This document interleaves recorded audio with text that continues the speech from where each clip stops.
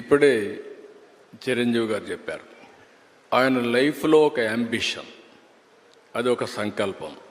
ఆ సంకల్పమే నేను నటుడు కావాలి అనే సంకల్పం ఆయన మైండ్లో పడింది. అక్కడి నుంచి ఆయన జీవితంలో ఒక పాజిటివ్ మైండ్ సెట్ డెవలప్ చేసుకున్నాడు. ఎన్ని సవాళ్ళు వచ్చినా ఆయన గోల్ ఈ సెట్.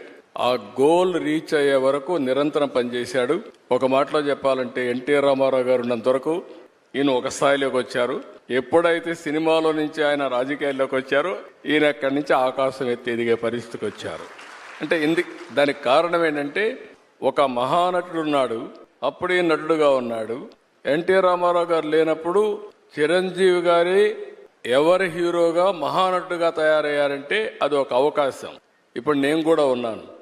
నేను రాజకీయ నాయకుడు కావాలనుకున్నాను. నేను యూనివర్సిటీ చదువుకుంటున్నాను. చదువుకున్నప్పుడు చాలా ఆలోచనలు వచ్చాయి, ఏం చేయాలి అనుకుని. చాలామంది నాకు సజెస్ట్ చేశారు, బాగా చదివితే ఐఏఎస్ అవుతాం. నేను అనుకున్నాను ఐఏఎస్ అయితే 10 మందిలో నేను ఒకడిని అని చెప్పి.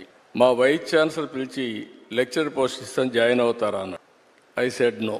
ఏంటి కారణం అన్న, నేను ఎమ్మెల్యేగా పోటీ చేస్తున్నాను, ఎమ్మెల్యేగా అవుతాను, తర్వాత వచ్చి మిమ్మల్ని కలుస్తానన్న. అంత నమ్మకం ఉందా అన్నాడు. తప్పకుండా గెలుస్తానని చెప్పి వెళ్ళాను.